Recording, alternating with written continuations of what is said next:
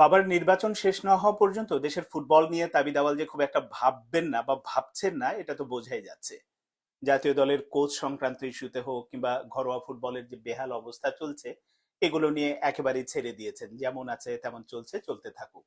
যদি নির্বাচন শেষ হওয়ার পরে তিনি ফুটবল নিয়ে ভাবতে চান বা ভাবতে শুরু করেন, সেজন্য তাকে একটা পরামর্শ দিতে চাই।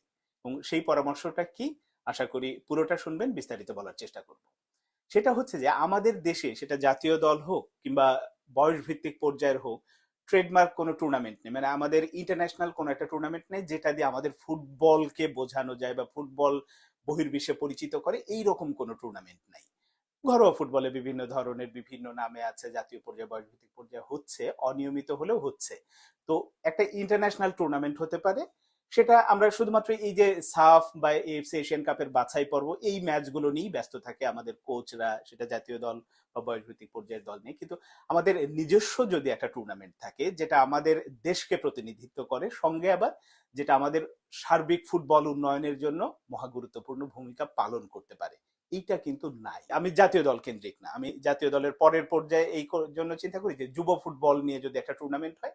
কারণ এই মুহূর্তে আমাদের যদি বংশোদ্ভূত ফুটবলারদের কথা বলি বা আমাদের ইয়াং প্লেয়ার যারা লোকাল উঠে আসছে তাদের কথা বলি, সেই চিন্তা থেকে আমাদের এই দলটা কিন্তু সত্যিকার অর্থে এখন ভালো একটা দল করা সম্ভব। এবং সেই রকম একটা দল গড়ে একটা ইন্টারন্যাশনাল টুর্নামেন্ট হতে পারে প্রতি বছর। এটা শুধুমাত্র এক বছরের জন্য হলো ব্যাপারটা তা না।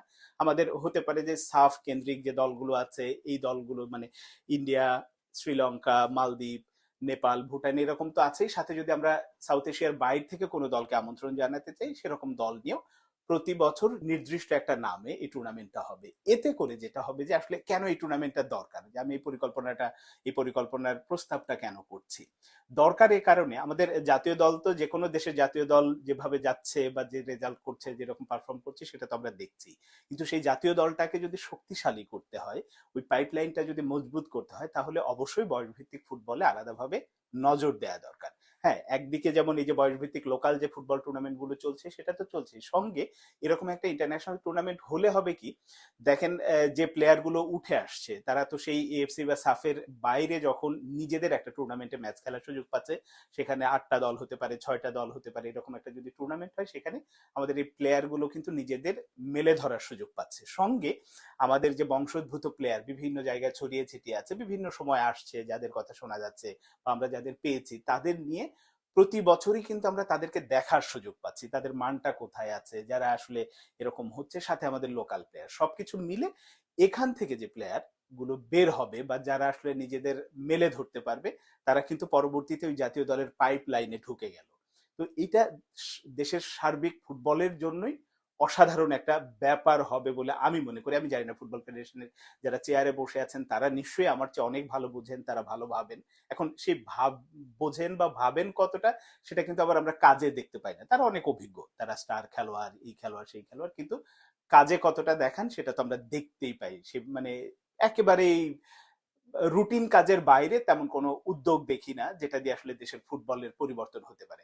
এই যে সম্প্রতি যেটা কি তারুণ্যের উৎসব ফুটবল, একটা অনূর্ধ্ব 15 পর্যায়ে হচ্ছে, অনেক কোটি কোটি টাকা, 15-20 কোটি টাকা ব্যয় হচ্ছে, কিন্তু এখান থেকে আউটপুটটা কি আসছে, এটা সঠিকভাবে টাকাটার ব্যবহার হলো কিনা, সেটা কিন্তু আসলে নিশ্চিত করা যায়নি। টাকার ব্যবহারের বাইরেও যে আমরা এখান থেকে আসলে আউটপুটটা কি পেলাম, সেই জায়গাগুলো নিয়ে কাজ হচ্ছে না। একইভাবে আমরা সেই এলিট একাডেমির কথা যদি বলি, সেটা তো মুখ থুবড়ে পড়ে আছে, কাগজে কলমেই শুধু টিকে আছে।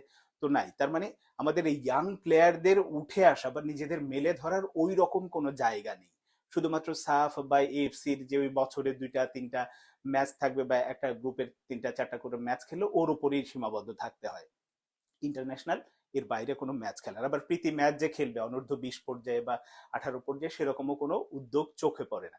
এই কারণে এই রকম যদি একটা, আমি যে প্রস্তাবটা দিলাম যে অনূর্ধ্ব 20 পর্যায়ের একটা ইন্টারন্যাশনাল টুর্নামেন্ট, সেটা যে কারো নামে হতে পারে, আমি আবার ওই পারিবারিক কোনো রাজনৈতিক নামে না, হতে পারে ফুটবলেরই কোনো একটা লোক, ফুটবলেরই কোনো একটা মানুষ যিনি হয়তো নেই, কিংবা একটা সম্ভাব্য নাম দিয়ে প্রতি বছর একই নামে টুর্নামেন্ট নির্দিষ্ট একটা সময় হবে, ক্যালেন্ডারের সাথে বিএফএফ এর যে ক্যালেন্ডার আছে এর সাথে মিল রেখে, যে এই স্লটে এই টুর্নামেন্টটা হবে।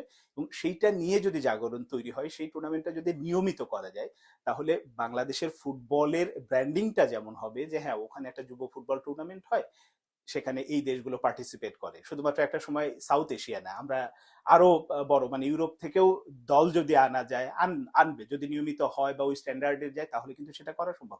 একেবারে সাম্প্রতিক একটা উদাহরণই দিতে পারি, এই যে আমাদের আরহাম ইসলাম খেলছে জাপানে গিয়ে, যেটা জাপান নিয়মিত করে করে থাকে, এসবিএস কাপ। তো এই এসবিএস কাপ এখানে দেখেছেন তো স্পেন খেলে, জাপান খেলে, আরো বিভিন্ন জায়গায় ক্লাব দলও অংশ নেয়। তো এরকম যদি একটা টুর্নামেন্ট করা যায়, তাহলে দেশের ফুটবল উন্নয়নের জন্য যে কাজগুলো তারা হয়তো করছে না, অটোমেটিক কিন্তু এই টুর্নামেন্টের মাধ্যমে অনেকটাই সেটা পূরণ হওয়া সম্ভব। এখন ফুটবল ফেডারেশনের সভাপতি সেবার নির্বাচন শেষ হওয়ার পরে আসলেও ফুটবল নিয়ে ভাববেন কিনা, পরিকল্পনা অনেক জায়গা থেকে অনেক রকম আসতেই পারে, কাজগুলো করতে হবে বা আসল ভাবনাটা ভাবতে হবে ওই ফুটবল ফেডারেশনের কর্মকর্তাদেরই, দাবি দাওয়ালদেরই। যদি তারা ভাবেন তাহলে হয়তো সম্ভব। তাহলে এই যে ভাবনার কথা বলছি, পরিকল্পনার কথা বলছি, এগুলো শুধু কথার কথাতেই থেকে যাবে।